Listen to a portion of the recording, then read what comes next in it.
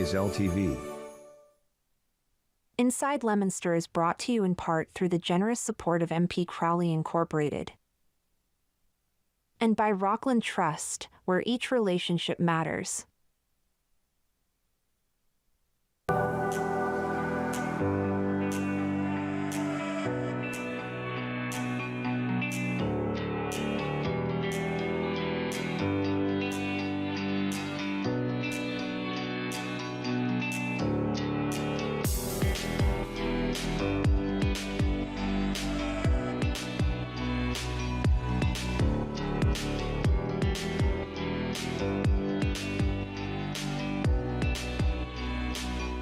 Good Thursday afternoon. We're live this afternoon as we are on most Thursday nights, unless there's a holiday of some sort. But anyway, my name is Dean Mazzarella. I'm Mayor for the City of Leominster, and we do the show on Thursdays. It's an hour long. It's a live call-in show if you'd like to. Most people don't anymore. I think we get the information out. We do a morning briefing at around 9 every morning and off of my Facebook, but the city shares it on its city page as well. And and so we try to bring as much information as we can. We try to keep it fun and informative, and we as long as we can. Do I have a little scratch on my screen here? And anyway, our phone number is 978-534-1626. And we have two guests today, two sets of guests, because we have Ron Gerard and Mike Kerrigan are going to be talking about the Whalen book and the new book that Ron's just put out called The Changing Times. And that's an array, like 2.5 inches thick of comparisons, the before and the after. What was there and what is there now? And there's a lot that has changed over time, although there's a lot that hasn't, and we'll talk about that as well. So we'll take a short break right here and line up our guest, and then we have Joe Manzello. He's an author. The book is The Art of Detachment. We're going to find out all about that. So what he does in his book is he helps you figure things out. Sometimes things seem complicated, and he takes that and he the Rubik's Cube, and he takes it and makes it understandable, makes life, its situation understandable. And then we'll be right back, right? We'll take a short break. You guys ready back there? All right, let's go real quick, because we have lots of guests tonight. We'll be right back. 5, 4, 3, 2, 1. Hey!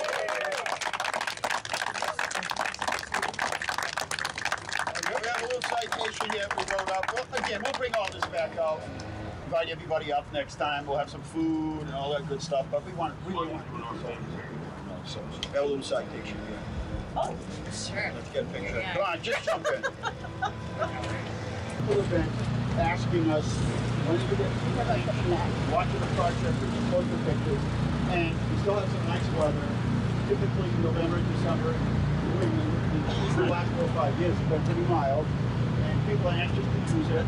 And so we want to thank, in the season of Thanksgiving, we want to thank all our partners and everybody that's been involved.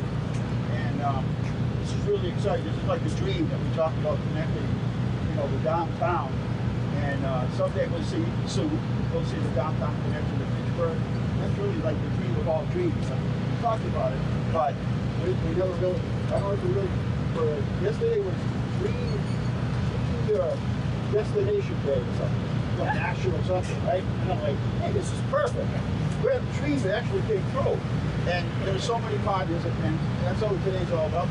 Thank you all, and open this up. And it's the interesting part about, again, I say it all the time, the interesting part about this trail is it has sections. And if you're a little kid, you go from here to Carter, you think that's like 6 miles. You go from here to Doyle Field, you need lunch at Longmont, or you need lunch somewhere. You think it's like a day trip. So it's got sections along the way. People use it for transportation, to and from work, school. It's amazing. And so thank you for everything that everybody, whatever part you play, whether you're a neighbor.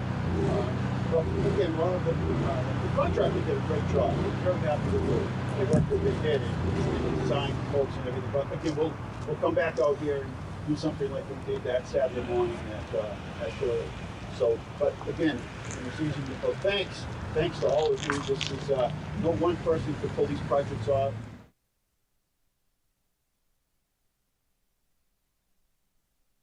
There's no way to interact with anybody back there. I'm gonna have to call him. Hang on. What's the phone number? You're live. Yeah, I'll have to call. Hang on. Let's see. There's no intercom in this building, so you can't talk to each other. So here I am. I'm talking to myself. So let's see if we can get an answer. All right, hang on, everybody. We'll see.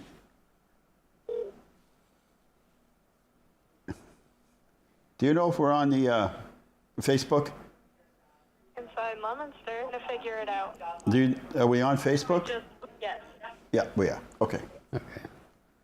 Here I am trying to share it, Ron, and we're not on.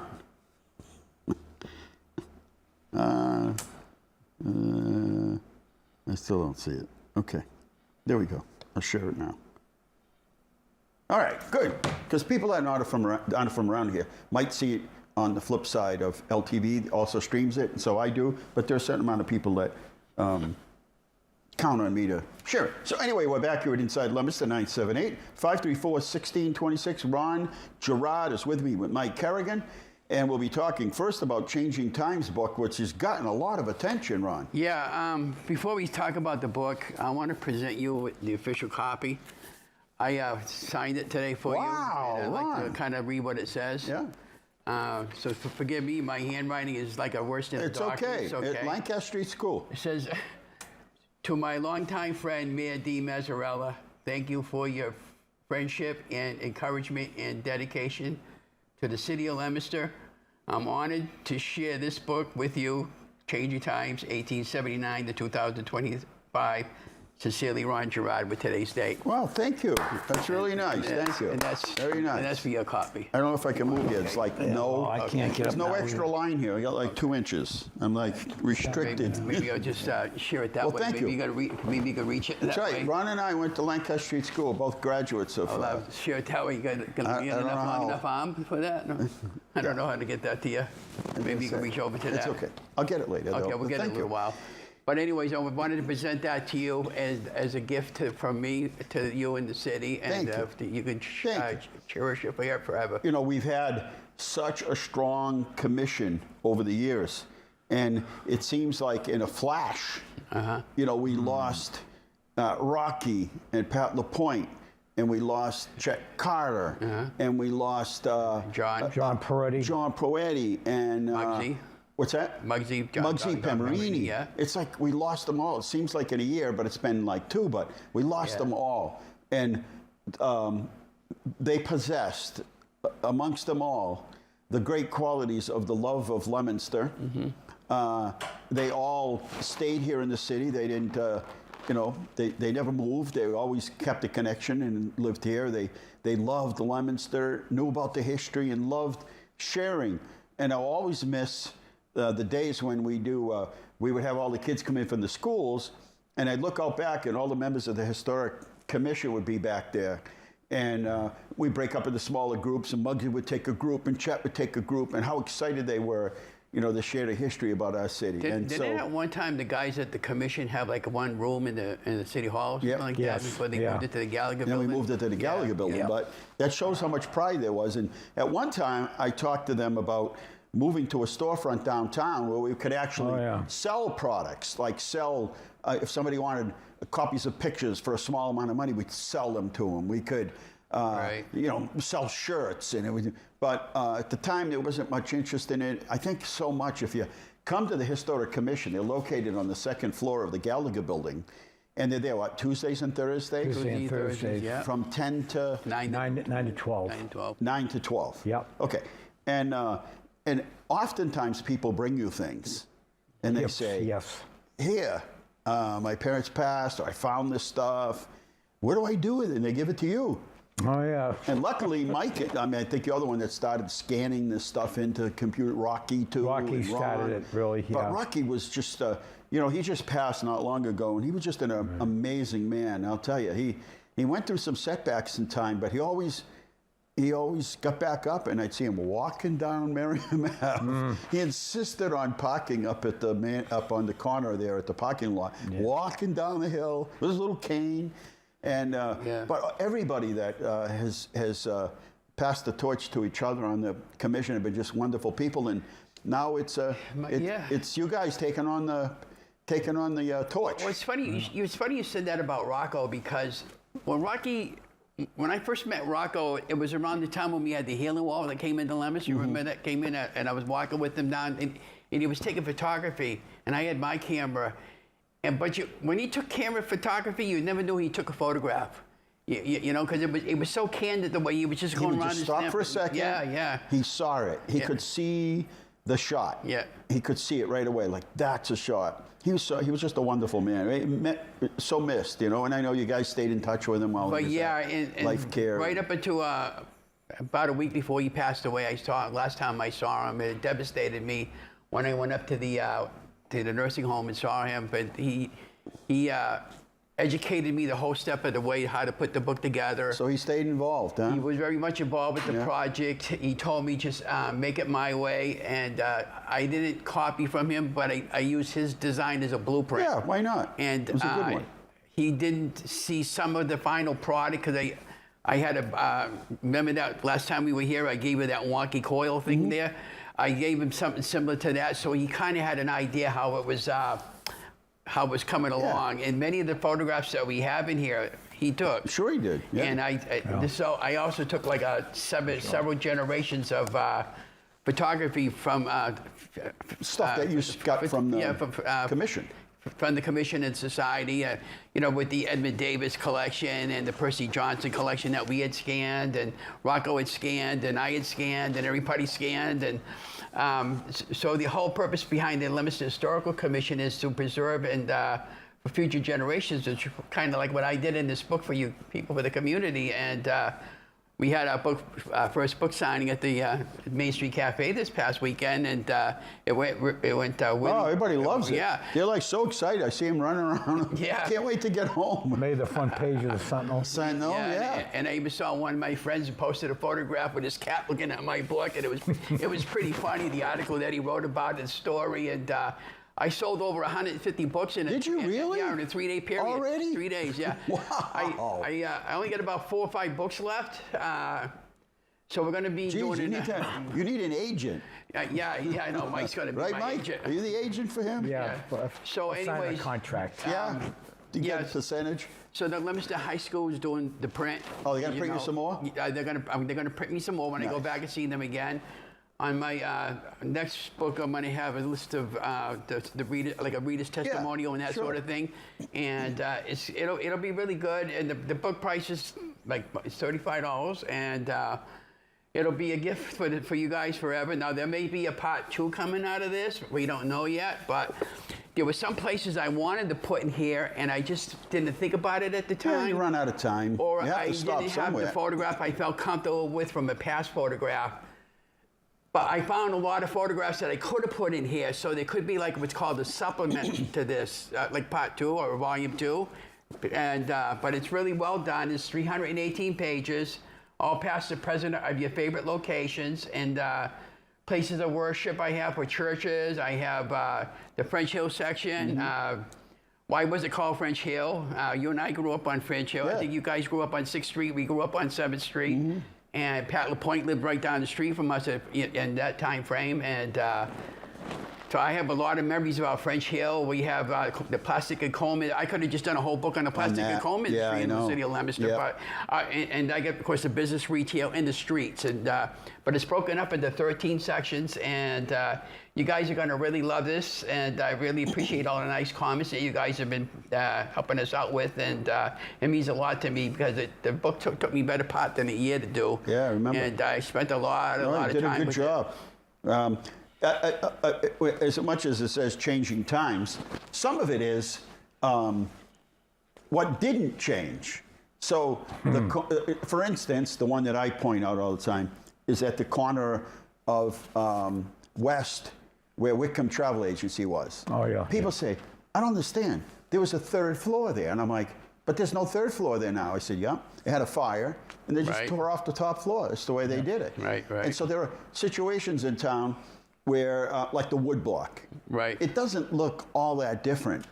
It's got some changes with signage and all that, but Right. it doesn't really look all that different than it did in when it was originally built. Right, right. The Guarantee Bank building. In the woodblock building, though, we had another floor up on the woodblock building, Right. and it had a clock on there. Right. And that, like you said, the fire took that down. Same way with the where Subway is right now. It used to be called the Allen Block, I believe. Scanlon? The Scallion Is it building. Scanlon? Scallion building, yeah. Yeah. And that part had burned down, and then they kept the building there. Right. But yeah, how much has changed in all the different retail stores that went in over the years? Right, exactly. Like there was Blockbuster Video. Yeah. And we'll get a generation of people I who actually like, have Blockbuster Video in that's here. what I'm saying. They'll be like, wait a minute, right? Yeah. They'll be like, Blockbuster Video? What in God's name was that? Like, yeah, we used to actually rent videos. Yeah, well, they yeah. still do have the red boxes around town. Yeah, don't they? yeah. CBS or something. Yeah. but- Right, yeah, King's Corner there, Burke's Video, they were charging $35 for membership. Yeah. Never mind about going in to Yeah. rent a DVD. First you gotta get They a actually had a membership And fee. if you were late, you're going to have to cough it up because you got a late fee. Yeah. People would line up. If there was a good movie, they would have 2 in circulation. You have to rush up there to get a copy. So, yes, things have changed. And, Yeah. but we're lucky. I think Mike and I talked about this in the past. We're thankful to the buildings that didn't get torn down. And there was a sense of urgency when the mall opened. How ironic, when the mall opened, to sort of compete with that. And the big issue was parking. People could pull right up into the mall. There was plenty of parking and very convenient. And so the city's movers and shakers and elected officials were fierce on parking. Like, where can we, so we lost some buildings and they put parking. And during that movement, there was a lack of necessity or there was a low need for space downtown. All of a sudden, people didn't need to be downtown anymore. They needed to be at the mall. And so people gravitated away. And now, of course, we're dealing with the fact that malls aren't popular and Amazon goes to everybody's house every day. Right. And talk about the changing times. Yeah. So some of those buildings, Ron, although cosmetically may have had some changes, have survived all of this. Yeah. They've survived the mall, Amazon, everything. Even the parking situation has changed because I can remember the old design from the photos we have in the book when you had Lubin's over there, Lubin's Clothing next to the TD Bank. Yeah. The street design was kind of like more on the curvature side instead of what it is now. And you just recently added the parking spaces over there to the. And that's how it was. That's how it was back in the day, and we have a lot of street ones in there from Officer Henry had taken St. Cyr, and when he was on traffic detail, he used to go out to the city, take photographs of the accidents and all. And I could have just done a book entirely on accidents that he had taken, but. Getting back to the book project, how did he get all these street photographs that he had taken? And what he had done was he probably had the blue lights on like you did when you was a police officer and stopped the traffic, and he was taking traffic detail photographs. And he was taking like I do. When I go do photography, I take anything I think it's interesting that you might enjoy seeing. And he did the same thing. Yeah. So we were so thankful to have seen all the photographs that he had taken and many of the other photographers before him. We got about 7 generations of photographers in there. Mike, do you have a ton of stuff over at the Historic Commission? From St. Cyr. From everywhere. I mean, you must just have people that come in and bring things. Yes. Yeah. And then you got to go through them, but you scan them all in pretty much so that they're there for the good. Yes, digitized. So no matter what happens, you've got them. Speaking of what you just said to that subject, there was a family that lived on 7th Street. Off the hand, I can't think of their name, but there was a family of 5, I believe. Yeah. And 4 of them were brothers, and 2 of them were construction workers, and 2 of them were photographers from the time that my Uncle Paul was a photographer. So they live in Florida, and she's going to send me the entire family collection. Wow. They got them all in negatives. Wow. And I can't imagine what that collection, but there might be something different that we hadn't seen before, or a better quality photograph. Oh, and this is what I can't stress this enough, you guys, enough that out there, if you have any old photography, photographs, or even video, we'll gladly take it, Because we might not have it. Exactly. Somebody was asking me about something the other day, And I said, geez, I don't think I've ever seen a picture. I forget what it was, but I said, I don't think I've ever seen a picture of it. And, but I'll think about what that was and see if we can get a picture of it. But, yeah, I mean, we have a lot that's out there. The collections, Percy, and we're lucky to have this stuff. Yeah. Because once it's gone, it's gone. You might find it at a flea market or, you know, clean out. And let's face it today, when somebody passes away, kids aren't taking all that stuff with them anymore. They might not live near here anymore, and they just take pictures of things. They don't really keep things anymore. Well, one of my friends asked me about Pheasant Run. She said, Ron, I forgot about Pheasant Run.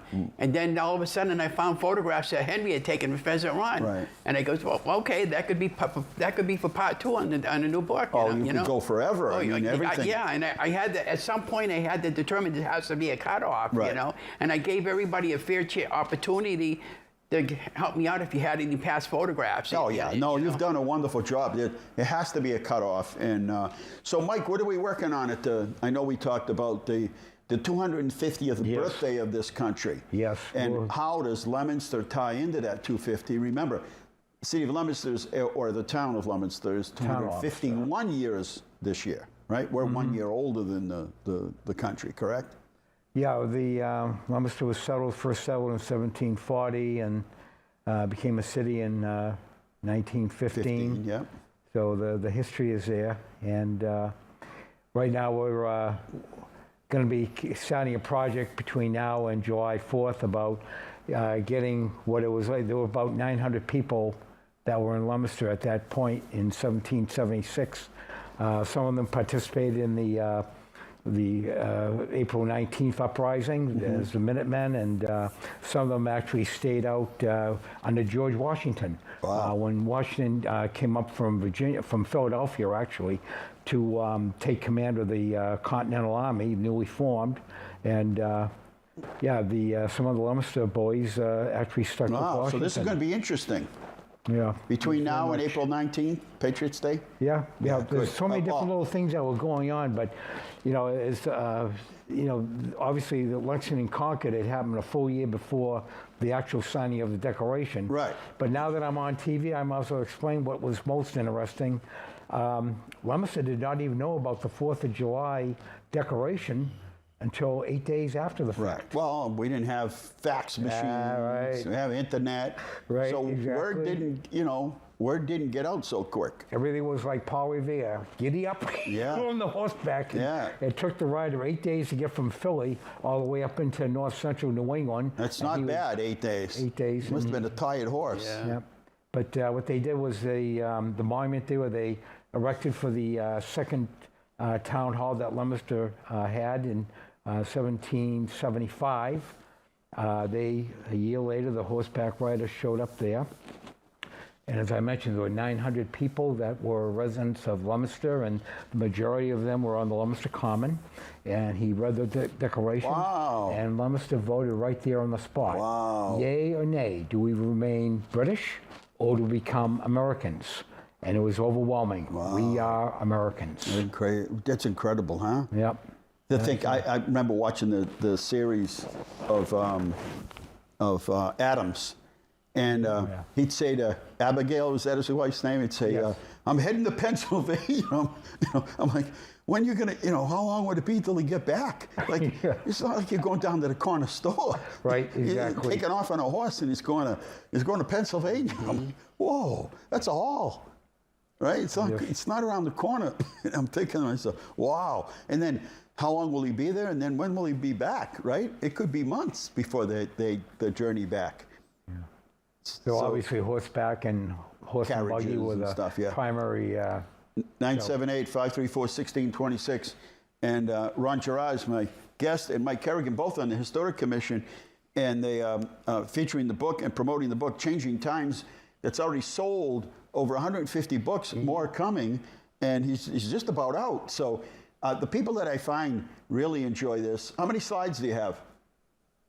Oh, there we go. I find the people that most enjoy this are the people that don't live here anymore, and they've either retired to another location or they're here half the time. Yep. And those seem to be the people that are like, oh, wow, it's my connection right? I'm now connected back. Is that the Sentinel That Act? was Susan Sargent. Yep. That's Rocco's That's daughter. Rocco's Yes. daughter. Yeah, Yep. she. I was happy to hear they're going to have a celebration of Yeah, life. yeah, that's what she was I telling me. was happy about that. Yeah, Saturday she came in and I signed 2 books for her, one for her mom and one for her, and I talked to her for almost an hour. Yeah, because they And, had private services, but I felt bad because I Yeah. had a cold and I didn't want to share it with anybody. And I'm like, you go there and start getting people sick. Yeah, no and kidding. his wife is she's up there. Yeah, yeah, and it was quite emotional. When she came and talked to me, I was in tears the whole time talking to her because Rocky was our dearest friend and your dearest friend Yeah. and everybody, and he did an awful lot for the city, more than what people realize. And I'm so blessed to have known him and their family. Oh, remember the birthday party they had? Yeah, for him? Wasn't that his the best? 90th birthday party Yep, at the that was the hotel best. over there. Yeah, That was a good yeah. time. That was an excellent time. Well, Yeah. I was pressed for time that day because it was my wife's birthday, and Carl Pemerini had his retirement party that Yeah, day, if you right, remember. yeah. So it's like, well, what do I go to? Right. So we stayed over with Rocky that day, Yeah, you know? Yeah. Well, thank you guys. I know that Mike, you wanted to talk about the Whalen book. Oh, It's, yeah, briefly. got some attention. They've sold a lot of copies of that too. Yes, yeah, this is the Whalen Park book. It's been published by the Lunenburg Society, Historical Society. But obviously, the connection between Leominster and Lunenburg is about as close. Right. It's very deep. Especially up there. I worked at the park in 1969 over at Kittyland. Did you really? And, oh, yeah. And half the kids that I worked with were from the Kings Corner area. Right, I'm sure. The They could kids walk didn't even- over. Yeah. Yeah. So the kids didn't even need a car to go. They No, just simply just come walked to up work. on a... Yeah. So... Ride your bike. Yeah, ride your bike. So they worked, the Williams Brothers, concession stands, or as long as you were 16 and a half, you could actually operate a ride, and, we were licensed or insured Yeah, to of course. do that. And but the amount of history of the park, and you've got a lot of interesting photos here of the park, and the amount of historical stories that are in this. You could just spend the entire night just reading it Right. and realize this is your history and your heritage, Yeah. And it was very well produced by Bill Tyler, and he's an historian. Yeah, he did and, an incredible takes job. Great pride in his work. I love the fact that people still, there's still people around that went to the theater, to the Playhouse. Oh, yeah. Guy Palmerton. No, yes. but I mean, that's just remarkable that there are people around that actually were there. I mean, that's quite something. It was still there when we were young, Yeah, Ron. yeah. But it was fizzling out, and then they had a fire, right? Mike, Is that what remember happened? the theater there. Go ahead, Mike. Excuse me. They had their last production, I believe, in '68. Yeah. And then the fire took it down in '75. Right. How sad, huh? But the actors from either Hollywood or from Broadway that were there, you just didn't know what was going to happen. My mom was over at Carboni's restaurant. Remember the old Carboni's restaurant at the Whalen Four Corners? Yep. And there she was ordering a pizza for me and Joey. And she looks over and there's Cesar Romero sitting in the car next to her. Wow. And he was getting his pizza before a performance.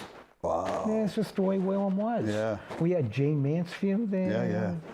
It was just Mickey Rooney. Mickey Rooney, of course, Wow, and that's Tab a big Hunter. one, right? That's a good one.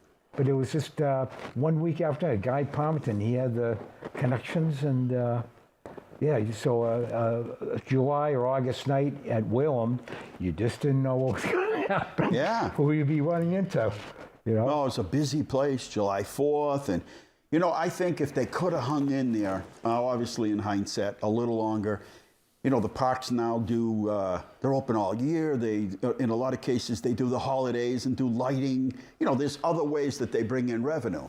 Yes. And, but it was getting through that hump of liability insurance and just maintenance on the, I was at that turning point where everything was starting to become really technical. And so anyway, but I'd like to maybe we can get him on the show sometime with Bill? you. And Yeah, I'll talk to him and about it, whoever, sure. and see if we could just chat about Whalen. Yeah, that's, as I said, you have a Whalen Lunenburg, you have a Whalen Leominster, and I Right. believe 2 acres of the 96 acres of Lake Whalen are actually in Leominster, Leominster, yeah. where the boat launches. Where the launches, yeah. That's Leominster, and We'll see if he'll come on. yeah, I will talk to him. I'll be seeing him within the next couple of weeks. All right. Well, thank you both. Okay. And thank you, Ron, Thank for the you. signed, personalized copy. I will treasure that as I do anything that comes from the Historic Commission. We're taking a short break, and we're coming back because we have another guest, Joe Manzello, and we'll take a short break, get them de-mic'd, and we'll be back.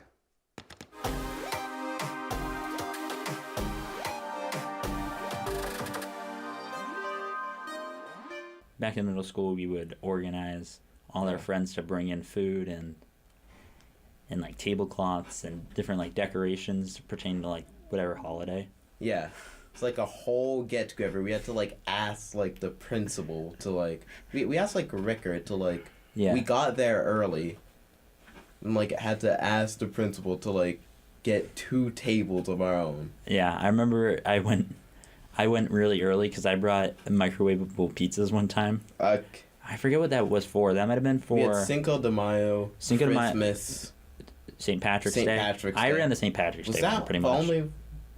Thanksgiving was the first one. Thanksgiving, of course. I think it was for the Christmas one that I brought the pizzas, but I bought Red Baron pizzas, the little microwavable pizzas, and I went into the teacher's lounge like with like the principal, and he helped me like microwave them and like bring them out like. Actually peak. But you can't say that you microwaved in the teacher's lounge. I actually can't say that. I don't even remember what I brought. Most of the time. You probably didn't bring anything most of the time. I think I brought like those big sugar cookies. I don't know. Oh, like true. Those are 90% of the time. I remember at the first feast, I brought like mashed potatoes and like cranberry sauce. Nobody had the cranberry sauce, and I just had it all by myself. Okay. Because I like it. Yeah. Fair then Ephraim bought a pumpkin pie. And we're back here. Yes, we are. That was very interesting. And I can't wait. I have looked through a few things, but it's one of those things you just can't stop. And when you have a few minutes, you open it up, you go through it some more. You may revisit it. Great thing. $30. Best $30 you're going to spend. Anyway, Joe Manzello is my guest. He's the author of the book, The Art of Detachment. Yes. And let's start off because you're a Leominster kid. Yeah. Leominster High School graduate. What year? I graduated in 97. 97. Yeah, I was born in 1979.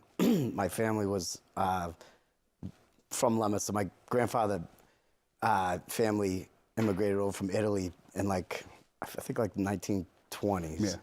He was a World War II veteran, stormed the beaches in Normandy, so I'm very proud of that heritage. But now I bought a house in Fitchburg about 3.5 years ago, so I think.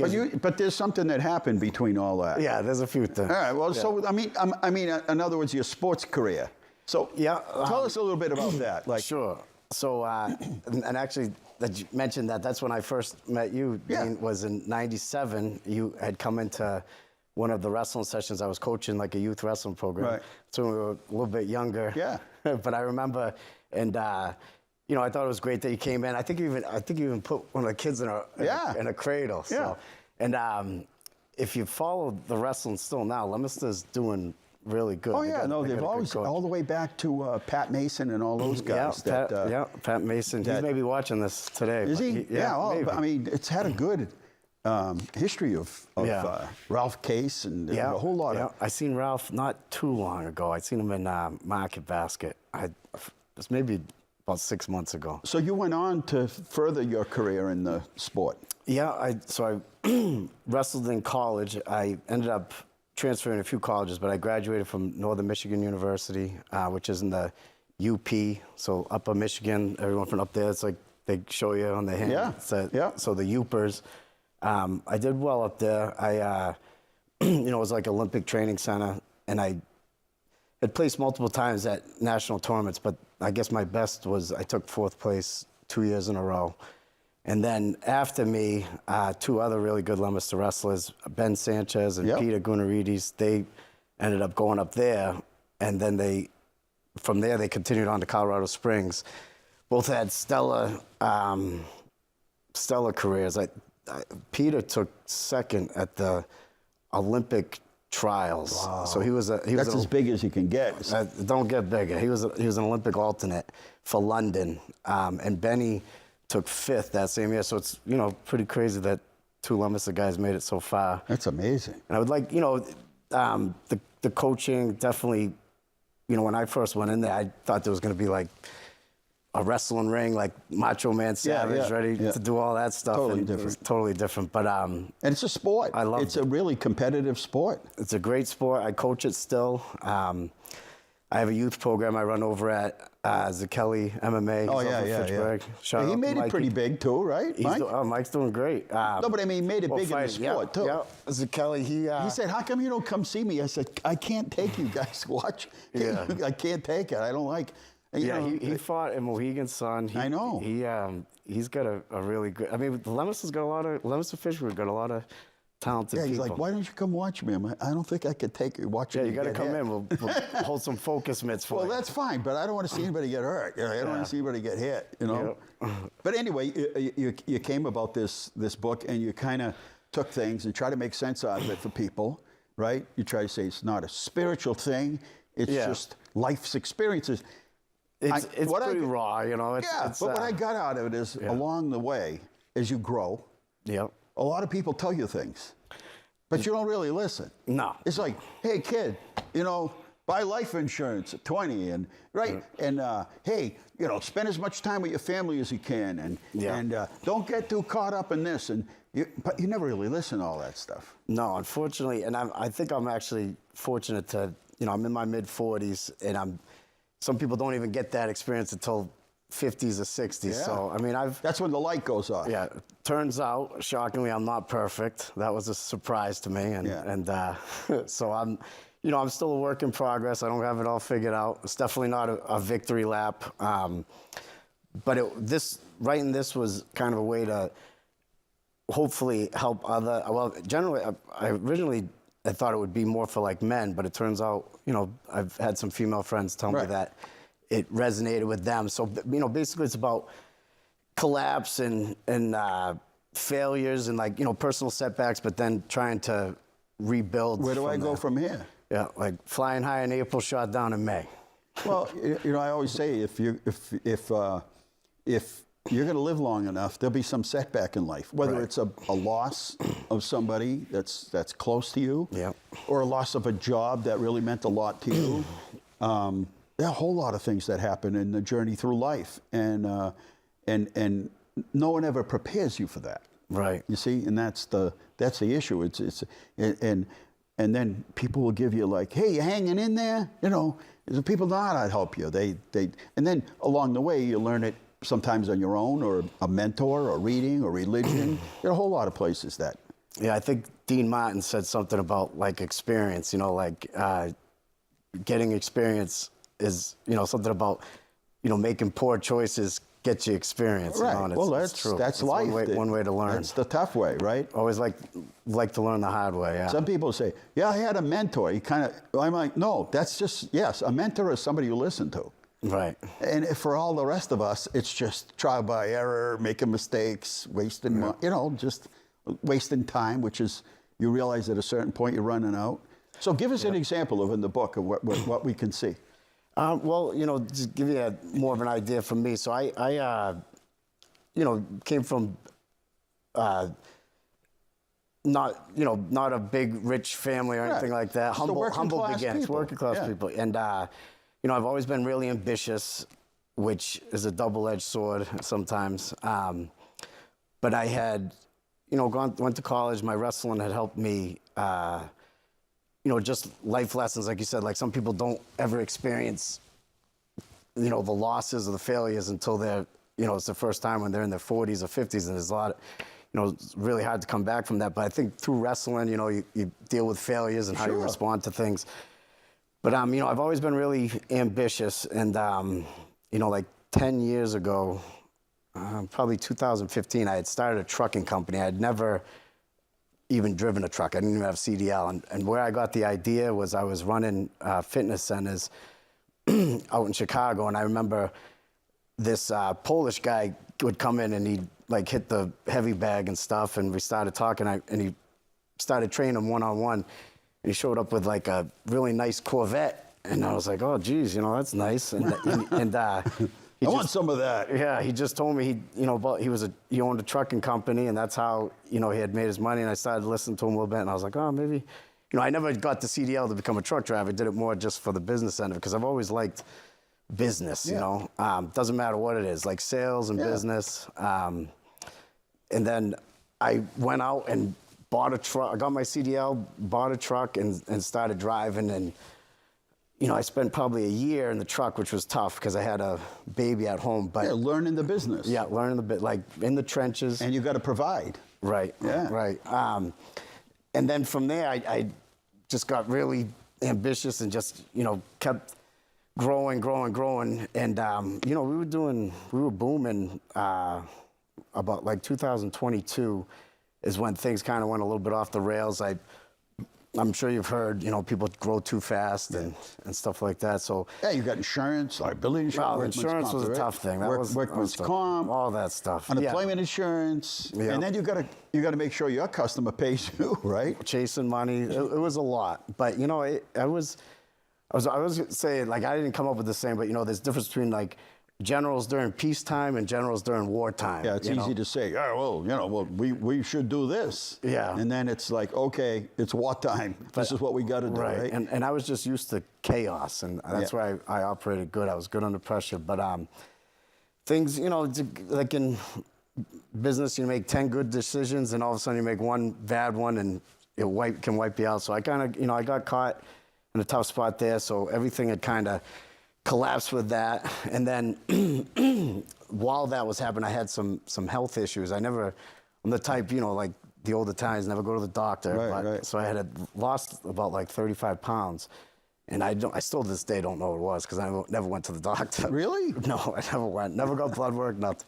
But I recovered. And then on top of that, I was going through a separation, which was really tough. But so I had like the whole catastrophe going on. And then, I think with a man, well, I don't want to just say just men, but I think the big thing for men is having a purpose, And so when you build your whole life around this whatever idea, and then all of a sudden things start crumbling around you, you kind of are stuck in like this identity crisis. So I was kind of stuck there for a while. And, I'd always kept journals all through high school. I was always a big... Really? Yeah. You wrote things down? Yeah, always did. I mean, it was never poetic or anything like that. They were just things. Like fitness, and I always was a big to-do list guy, like cross stuff off. But it's always funny because at the end of the day, the to-do list was always longer than when it started. Well, even if it crossed things off. Keep adding. Yeah, but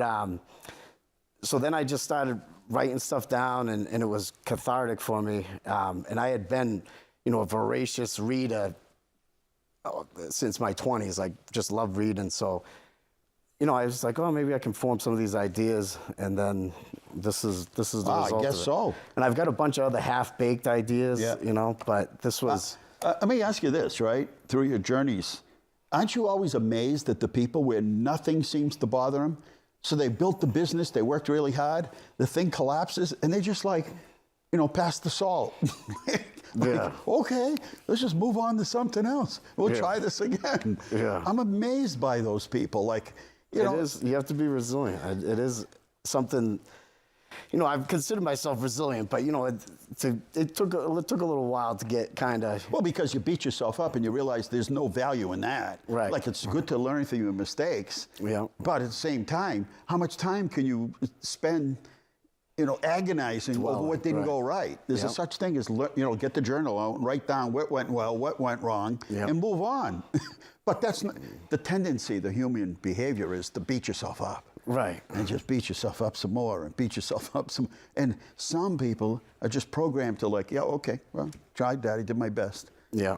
Just moving on. Yeah, now I'm typically an easygoing guy, so, but, Did you beat yourself up? I mean, I would say, yeah, and it's still a work, it's still a moving target. Well, yeah. But, it gets better, and you, like you said, you learn, and you hopefully try not to repeat the same mistakes, but, 46 years old, going to be 47, it's still like, you're still 18 in your mind. It's just things ache, like. Well, I'm not 18, but I'm 42 in my mind. Yeah.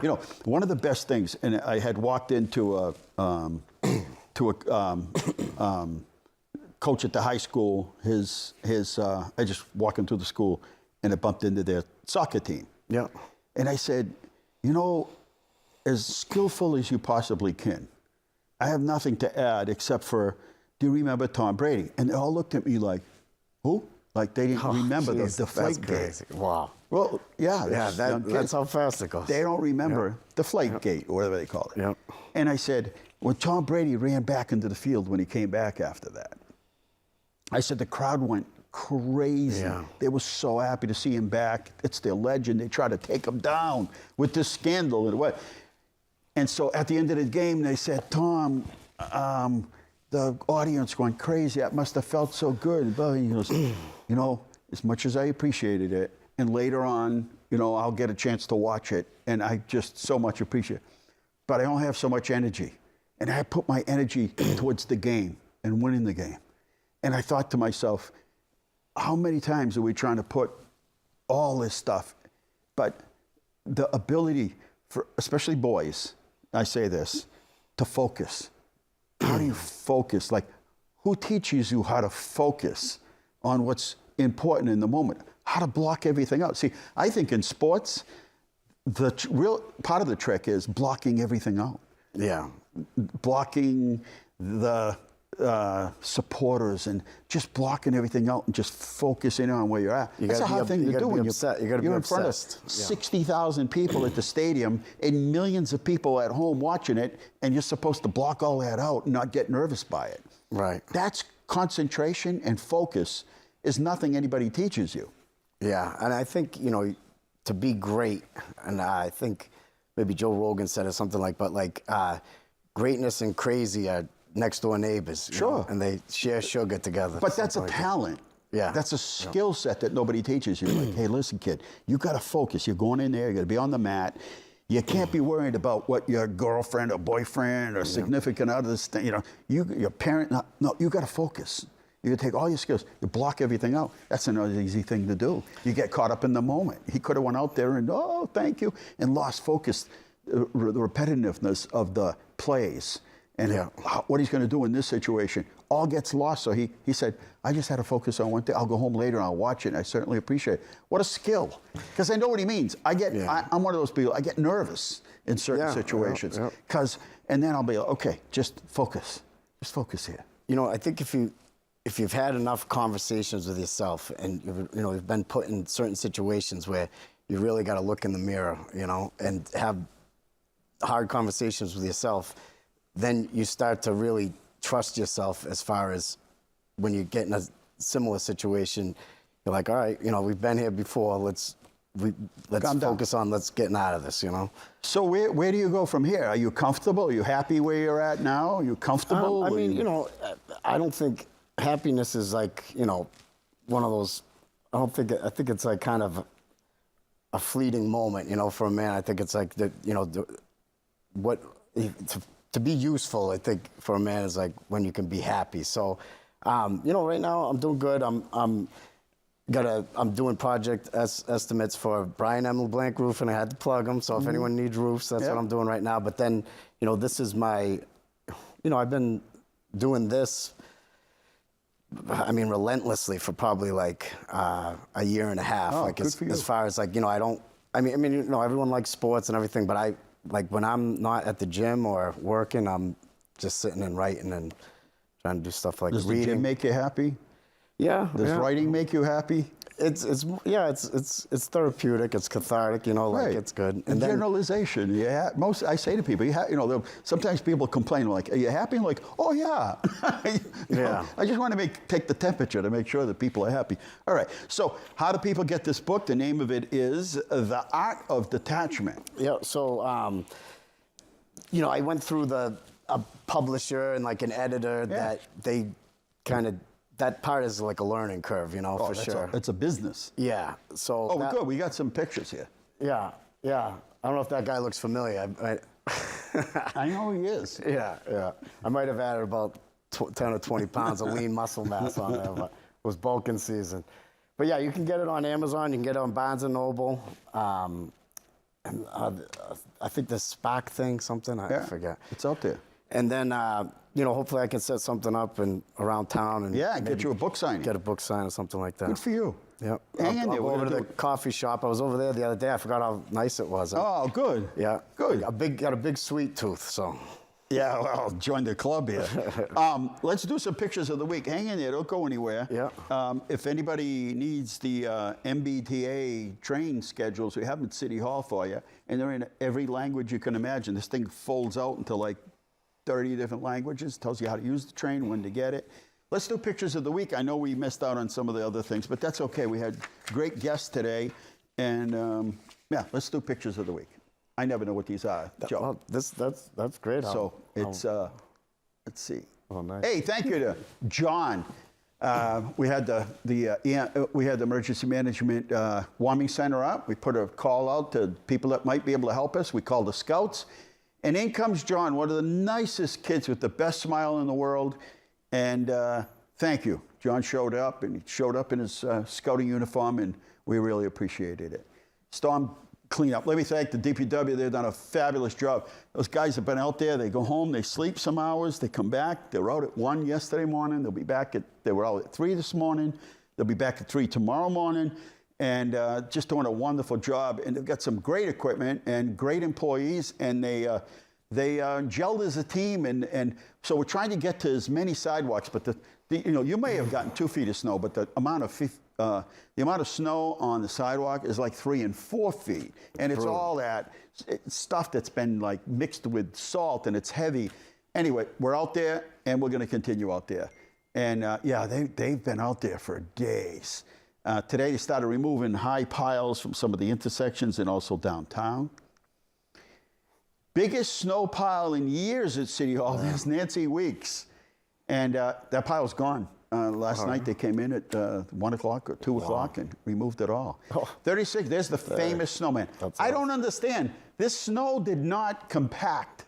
So I don't know how they did it. I got to ask them for the secret. 26 feet tall, 36 Ringer Street if you want to get down there.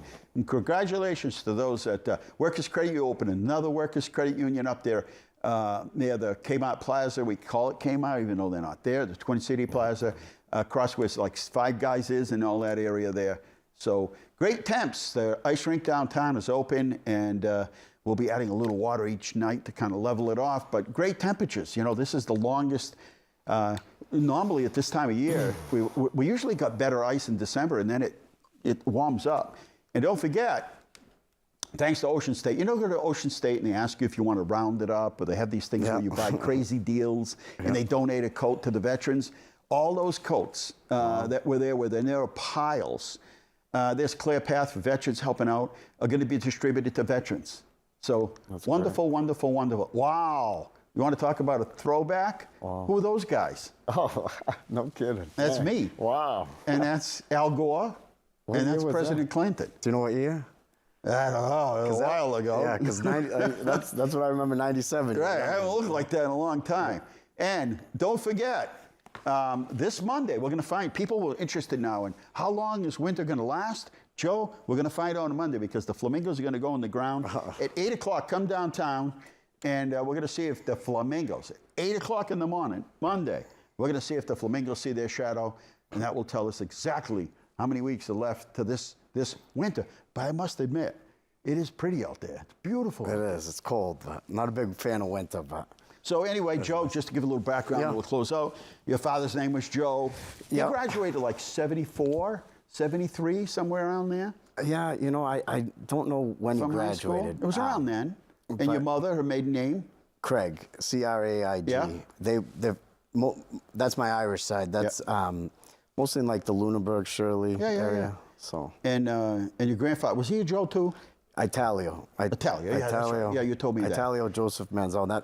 My son is 12, and he's named that. He's Italio Anthony Manzano. Wow. And I told you, your grandmother worked with my mother at Bradley's for like years. Yeah. I remember picking her up when I was a kid. My grandfather would go up. We were in the Buick Regal. Yeah. And then we'd wait, pick them up, honk they come running out. Yeah. And then I think my son's great-grandmother on his mother's side was your driver's ed teacher, right? It was Sonny Marama. Yeah. So, absolutely, Sonny Marama. She's the best. So definitely, I was talking about her yesterday. She taught me to always like how to back up, and you would look to back up. Well, today there are cameras. You can't see when you turn around and try to back up. You can't see the other side, your end of the car. She was a saint. I remember when we of course, she put up with her. We'd, pictures of the Pope all over the house and all she was that. the best. Great. Yep. And Goomba. And Andrew and Tina. Yeah, Andrew. Uncle Andrew moved back. Did you know Uncle Andrew moved back? Of course they did. Yeah. He's around town. I want to see him. He came in to see me one day. I wasn't there. I'm like, I hope he comes back. I'd like to talk to him. He's a drummer. Let me use his canoe to go on that lake in Winchendon. I forget. Is that where he is, up there somewhere? Yeah, but it was great. It took, my son, my son loved fishing for like one summer. We'd go every day, but from the shore. But then I was like, we're gonna plan the day. We'll get the canoe. So it takes me 45 minutes to get up there, another 20 minutes to put it on. You can't just open the trunk. And then it was like 10 minutes in the canoe. JoJo's like, Dad, I want to go back. I'm like, it's been 4 hours. We're not doing this again. I'm like, we're going to stick from the shore. Yeah, Andrew played the drums when I was a kid. I don't know if he still plays them. He might. He's great. Well, Joe Manzello, thank you very much. All right. From Inside Leominster here, we're just about out of time. I want to thank everybody for watching. Thank you for the whole crew for coming in. And just be patient out there. What gets wet during the daytime, we met with the sun and the rock salt and what all the stuff that we do, we treat the salt.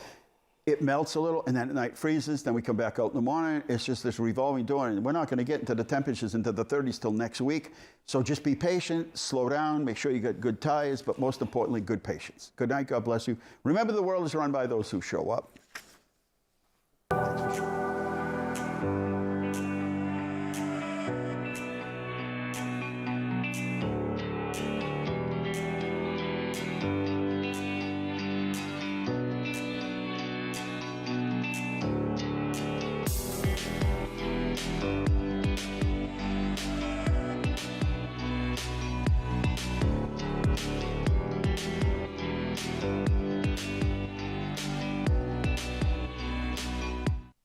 Inside Leominster is brought to you in part through the generous support of MP Crowley Incorporated.